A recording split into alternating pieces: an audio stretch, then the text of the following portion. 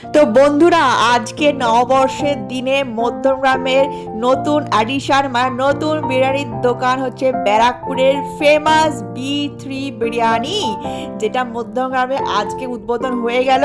তোমরা যা যা ব্যারাকপুরে খেয়েছো তারা তো জানোই কতটা ফেমাস, এখন ইউটিউব ফেসবুক সব দিকে এখন ভাইরাল B3 বিরিয়ানি। তো সেটা মধ্যমগ্রামে আজকের থেকে স্টার্ট হয়ে গেল। তো আমরা ভালো কেন মিস করব, তো আজকেই চলে যাই। আজকে একটু ফাঁকাও ছিল আমরা যখন গেছিলাম, কিন্তু ডেকোরেশন দেখতে পাচ্ছ দারুণ সুন্দর সাজিয়েছে। এই যে আমাদের বিল কাটাও হয়ে গেছে, আর প্রথম হাঁড়িটা নাকি অলরেডি শেষ হয়ে গেছে, তাই বলে কিছুক্ষণ ওয়েট করতে।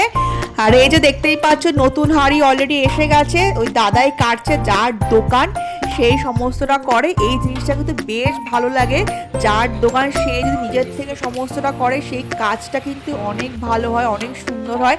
আর রাইসের পরিমাণটা দেখতে পাচ্ছ অনেকটা করে দিচ্ছে, জানি না আজকে প্রথম দিন বলে এতটা করে দেয় না নর্মালিও এতটা দেয়, সেটা পরের বার যখন নেবো তখনই বুঝতে পারবো। বাট আজকে অনেকটা করে দিচ্ছে, মানে একটা প্যাকেটে দুজনে মোর দ্যান এনাফ হবে। তো তোমরা চাইলে অবশ্যই ট্রাই করতে পারো, স্পেশালি যারা এখনো ব্যারাকপুরটা ট্রাই করোনি। তো মধ্যমগ্রাম তো এবার এসেই গেল, তো মধ্যমগ্রাম থেকেই কিন্তু তোমরা B3 বিরিয়ানি ট্রাই করে দেখতে পারো।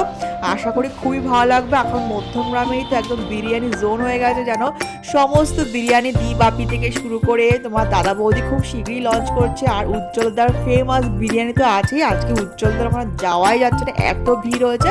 তো আমরা ভালো আজকে নতুন B3 থেকে ট্রাই করে দেখি, আর তাই আমরা ফটাফট চলে গেলাম B3 থেকে বিরিয়ানি নেওয়ার জন্য। তো চলো, আমরা বাড়িতে অলরেডি চলে এসেছি, বিকজ ওখানে আজকে সিটিং অ্যারেঞ্জমেন্টটা সেরকম ভালো ছিল না, যেহেতু আজকে নতুনই জাস্ট লঞ্চ হয়েছে।